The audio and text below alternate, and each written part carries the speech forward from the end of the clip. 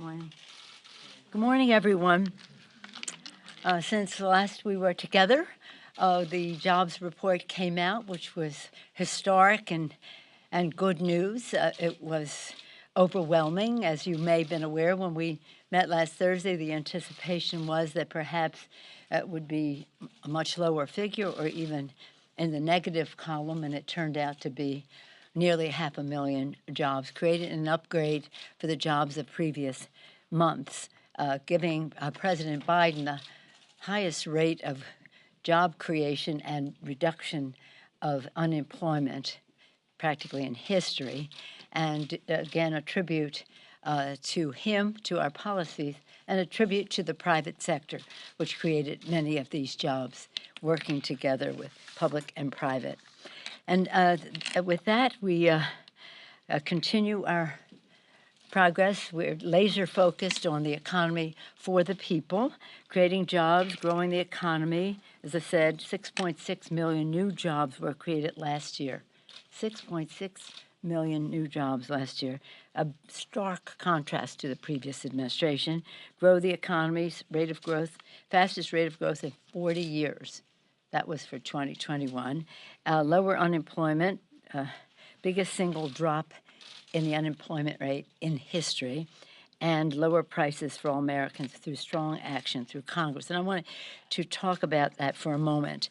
On Friday, we very proudly, and I'm greatly appreciative of the work of the committees, the members of the committees, and all of the House Democrats in terms of passing the Competes Act. This is a bill that was developed in many committees in a very bipartisan way, both in committee votes and votes of the individual bills on the floor that came together to become the American Competes Act of 1922. So when the Republicans say, well, I'm not voting for it because I don't want to give President Biden a victory, or it wasn't bipartisan, it was, and we can document that for you.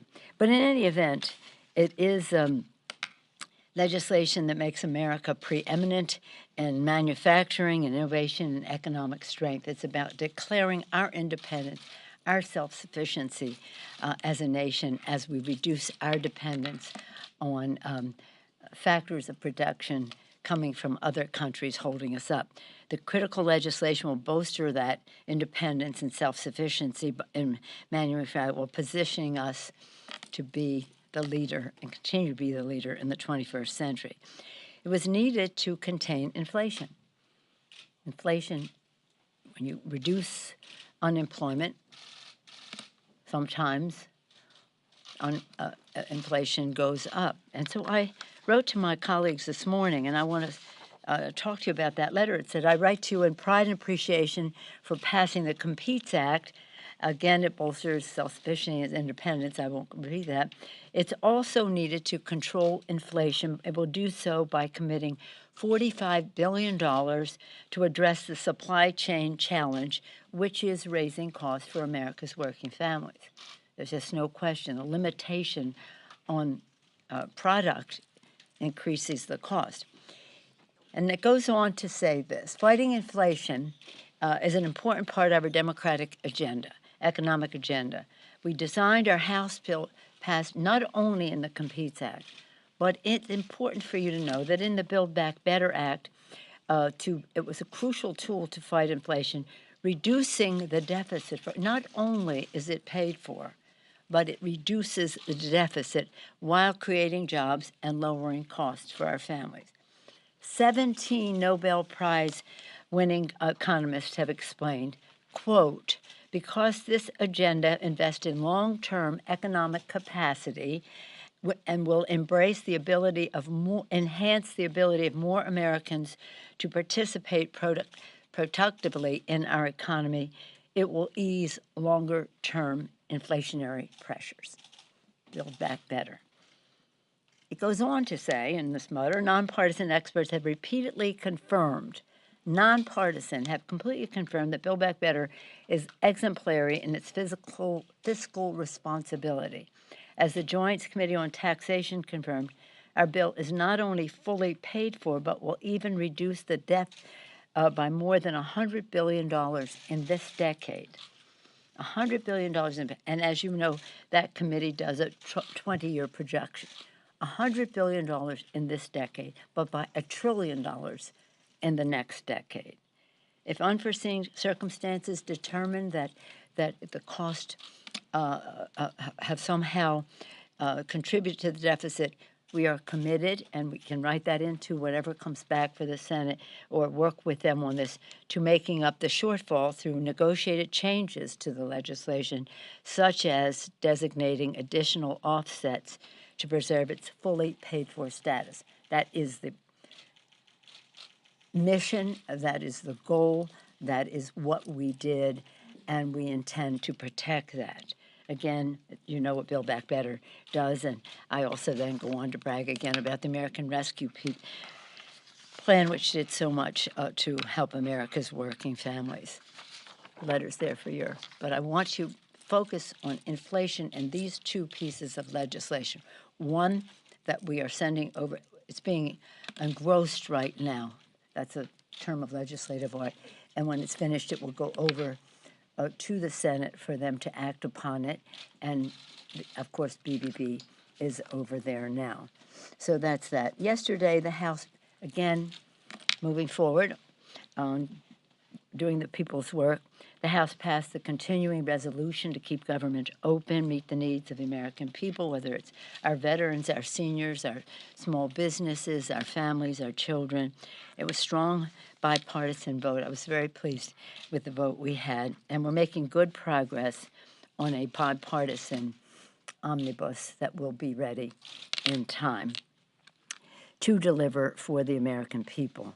And now that President Biden has signed the infrastructure bill, we need to pass the omnibus to unlock some of the funding to go forward from the infrastructure bill. We have a lot going on here legislatively. Yesterday, we passed the postal reform to ensure speedy, reliable delivery service, save the U.S. Postal Service while protecting employees and retiree benefits. It goes on and on about the value of the Postal Service.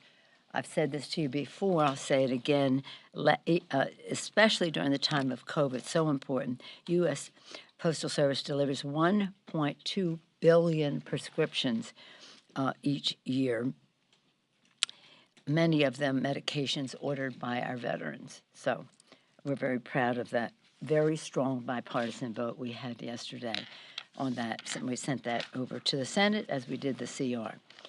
Now I'm just going to close by saying that you've heard me say again and again that the Republicans seem to be having a limbo contest with themselves to see how low they can go. They seem to have reached rock bottom with their statement that what happened on January 6th was normal political discourse. Legitimate political discourse. I've also said that Republican Party, country needs a strong Republican Party. They've made great contributions to our country. I say this to Republicans all the time. Take back your party from this cult. Take back your party. America needs a strong Republican Party and a strong Democratic Party. But it has been hijacked, and it's disturbing that to see that the Republican leader of the House actually literally refused to condemn that resolution of legitimate political discourse. He literally ran away from the press when he was asked about his position. The Republicans can run, but they cannot hide from what happened on January 6th to call that legitimate political discourse. 140 law enforcement officers were wounded. Some people died. It was an assault on our Capitol, our Congress, more importantly, assault on our democracy. They can run, but they can't hide. With that, I'm pleased to take any questions you may have. Excuse me. Madam Speaker, do you support... You had a question last time. Yes, ma'am. Thank you. I would like to ask you just about Congresswoman Joyce Beatty. She referenced an incident with Congressman Rogers yesterday where she says that he told her that he used profanity against her. This obviously comes on the heels of a lot of tense interactions between Democrats and Republicans. Congresswoman Cori Bush said she even had in the offices. You've been been here in the House for more than 30 years. Have you ever seen the discourse between Democrats and Republicans this bad? I haven't seen the obstruction on the part of the Republicans and the legitimate political discourse reflection of their values this bad. The Republican leadership should be addressing the comments made by the Republican to Joyce Beatty. And as I've said to some of you who have asked me in the hall, if somebody insults you and it's public knowledge, you have to apologize in a very public way as well.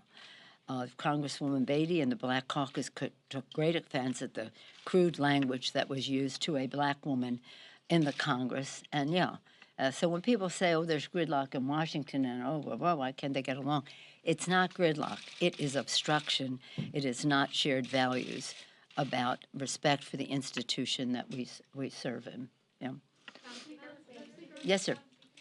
Madam Speaker, on stocks, I know you said a few weeks back that if members want to enact a ban on trading for lawmakers, you're open to that, you're okay with that. Yeah. I'm wondering, in light of recent reporting, do you have maybe a majority of your caucus now behind this idea? Oh. And secondly, I know that the legislation is still in its infancy.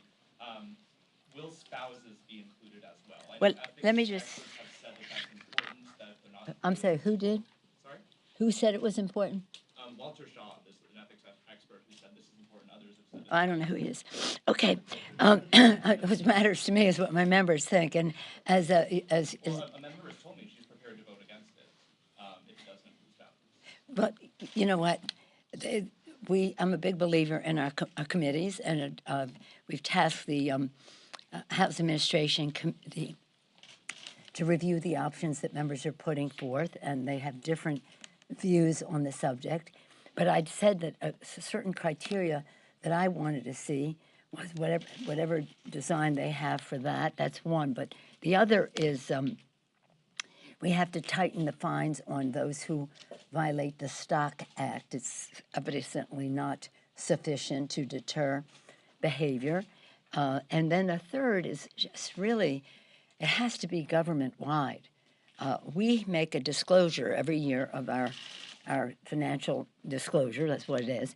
And then in addition to that, on a regular basis, when there's a stock transaction, to report that.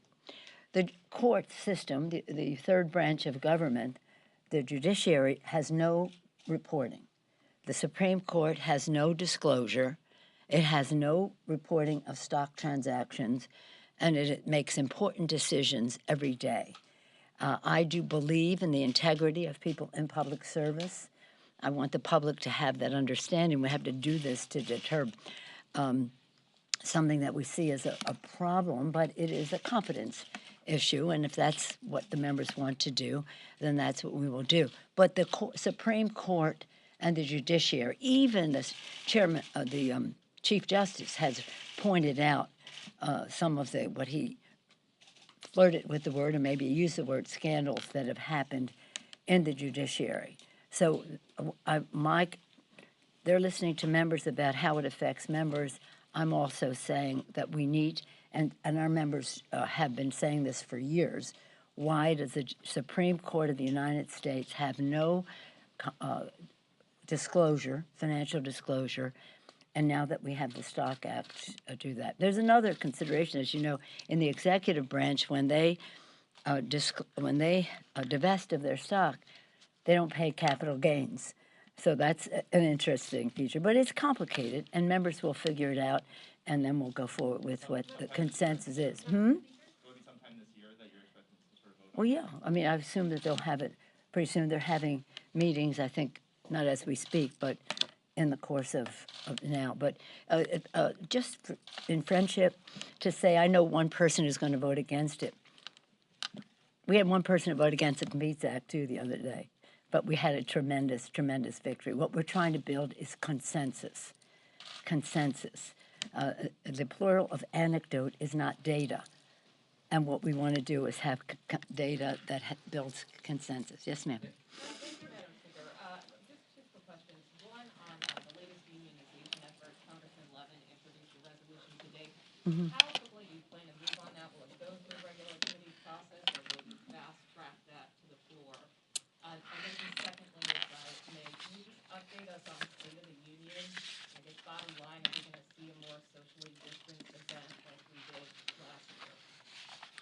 Well, let me take the second one first. There's a very great interest on the part of members to have more fuller participation in the State of the Union, and we have to respect the guidance of the Capitol physician, and we're anticipating some report from him with vaccinations and so much happening since last year. I think that people are ready to pivot in a way that shows to the American people we've largely been vaccinated here.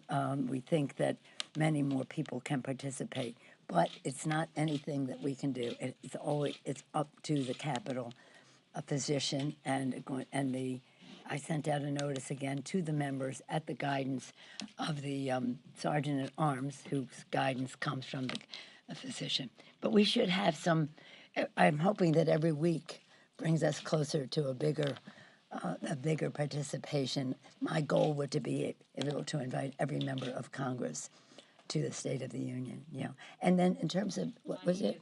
Unionization, Congressman Levin's resolution, how soon? Well, his resolution is to, as I understand it, he had a press conference this morning. As I understand, his resolution was to bring forth something that was proposed in the late 90s, 96, something like that. At that time, they had something that was proposed that was like a tripartite. It had the Senate, the House, and then some kind of a joint entity. In that joint entity, they proceeded. The police were unionized, some of the people at the Library of Congress, different entities that support the House and the Senate unionized as they wished. We can't do something for the Senate. They have to do their own thing. But from the standpoint of the House, what he's saying is bring forth what was 1996. What I think, again, we go back to Zoe Lofgren. My understanding is that they would like to review that, modernize it, bring it up to date if we are to go forward. And that yes, I support what he's asking for, but we probably should be modernizing. Anybody on this side? My question for you is about the 14th Amendment and the January 6th activities. There is an effort in North Carolina by some voters to keep Madison Cawthorn off the ballot, alleging he's not eligible to run because of the 14th Amendment. And what it says is that members who engage in insurrection or rebellion against the United States are not eligible to hold office. So my question for you is, do you think members of Congress who participated in January 6th activities should be ineligible to run for re-election? Well, I'm not familiar with what's happening in North Carolina, and I appreciate what you had to say about it, but I would hope that members of Congress who participate in insurrection and sedition would be held accountable by their voters, including any former president of the United States. Yes, ma'am. Last question. Around 30 or so Republicans sent a letter to you and Congressman Lofgren about apparently being monitored by Capitol Police, and they want an inquiry into this. Congressman Nels is saying that you have used the Capitol Police as basically weaponizing them against members of Congress, basically monitoring them. Okay, don't waste your time. I have no power over the Capitol Police. Does anybody not know that? The Capitol Police have responded to that gentleman's allegation, and that stands as what it is. But I have no power over the police. Thank you all very much. Won't see you for a bit, but we'll be in touch. Thank you. On the Super Bowl?